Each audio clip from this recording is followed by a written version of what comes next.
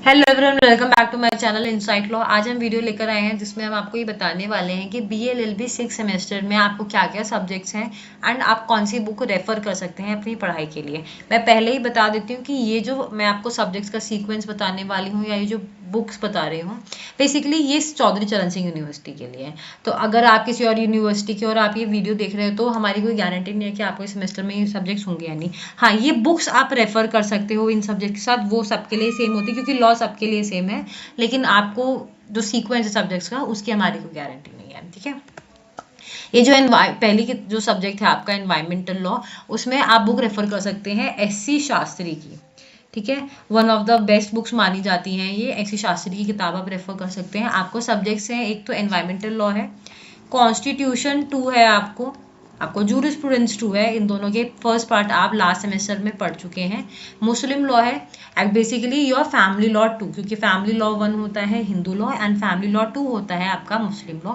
तो वो आप यहाँ पर पढ़ेंगे और आप यहाँ पर पढ़ेंगे पब्लिक इंटरनेशनल लॉ। ठीक है, पब्लिक इंटरनेशनल लॉ। तो मैंने आपको फर्स्ट सब्जेक्ट के लिए किताब बता दी, दैट इज एनवायरमेंटल लॉ। उसके लिए जो आपको बुक रेफर करनी है वो है SC शास्त्री की किताब। ठीक है, इसके बाद आता है मुस्लिम लॉ। ये आपको सीक्वेंस जो है, जिस सीक्वेंस में आपके एग्जाम्स होंगे ये उसी में है, जैसे कि इसका कोड है BL 6002, तो मैंने उसी सीक्वेंस में ये डाल रखे हैं। मुस्लिम लॉ की जो आपको बुक रेफर करनी है वो है अखिल अहमद की किताब। बहुत ही अच्छी किताब है, बहुत अच्छे से समझाया हुआ है एंड बहुत इजीली आपको समझ में भी आ जाएगा पढ़कर। अगर आपको लगता है कि आपको इससे थोड़े एक और अपर लेवल की किताब आप पढ़ना चाहते हैं तो आप वहाँ पे मुल्ला की किताब को जो है रेफर कर सकते हैं। 1800 या 2000 से नीचे तो नहीं होगी, इससे ऊपर की ही किताब होगी, आप ये ले सकते हैं। बैरेट लेने की कोई ज़रूरत नहीं है आपको। मुस्लिम लॉ का कोडिफाइड बैरेट आता है, जैसे हिंदू लॉ का आता है वैसे ही मुस्लिम लॉ का भी आता है, बट इसका पढ़ना बैरेट से पढ़ना उतना ज़रूरी नहीं है आपको। आप सीधा किताब से भी पढ़ सकते हैं या आप यूट्यूब गूगल से भी पढ़ सकते हैं। इट्स नॉट इम्पॉर्टेंट कि आपको बैरेट रीड करनी ही करनी है, और बहुत पतली सी बैरेट होती है, इतनी इंपॉर्टेंट नहीं है पढ़नी।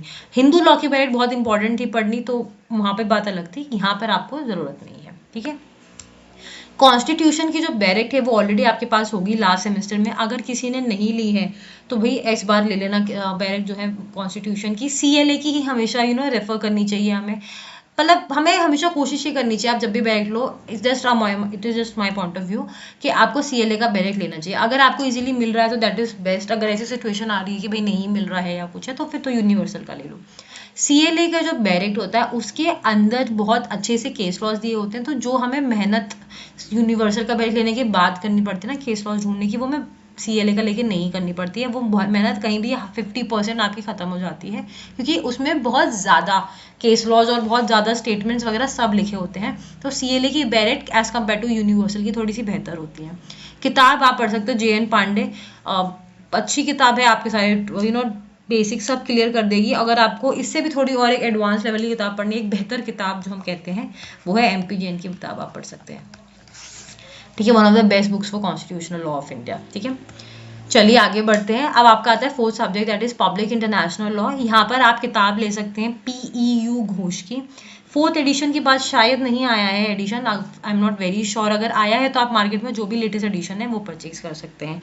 यहाँ पे इंटरनेशनल लॉ है तो हम UN चार्टर की बात बहुत करते हैं, तो आप चाहो तो आप UN चार्टर का बैरेट ले सकते हो। ये CLA का नहीं मिलेगा आपको, बहुत ही रेयरेस्ट चांसेस हैं कि आपको UN चार्टर मिल जाएगा CLA का। जिसका भी मिले उसका भी ले सकते हैं। बाकी आपको प्ले स्टोर और एप्पल स्टोर पे आपको एक ऐप मिल जाएगी लेटेस्ट लॉज करके। ठीक है, इसमें आपको सारे बैरेक्ट्स ऑनलाइन मिल जाएंगे।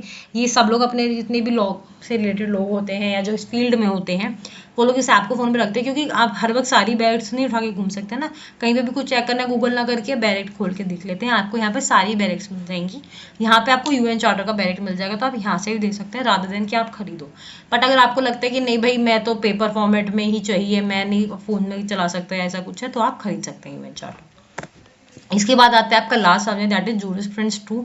पिछली बार बहुत ज़्यादा स्कूल्स की और जूरिस्टिक्स की बात हो रही थी, यहाँ पे इस बार आप सिर्फ बात करने वाले हैं legal rights, duties, ownership, possession, इन सब चीज़ों की बहुत ईजी है इस बार का jurisprudence as compared to the last one. Last वाला भी ईजी था, टू बी ऑनेस्ट टफ नहीं था, बट सबका अपना अपना इंटरेस्ट होता है। तो सेकेंड वाला आपको काफ़ी ईजी लगेगा पहले वाली की बात। यहाँ पे जो आपको बुक रेफर करनी है वो है सेंट्रल लॉ एजेंसी की, and the author is doctor N V. Paranjpe. बहुत अच्छी किताबें होती हैं एन.वी. प्रांजपे की, तो आप ये वाली किताब जो है इनकी रेफर कर सकते हैं।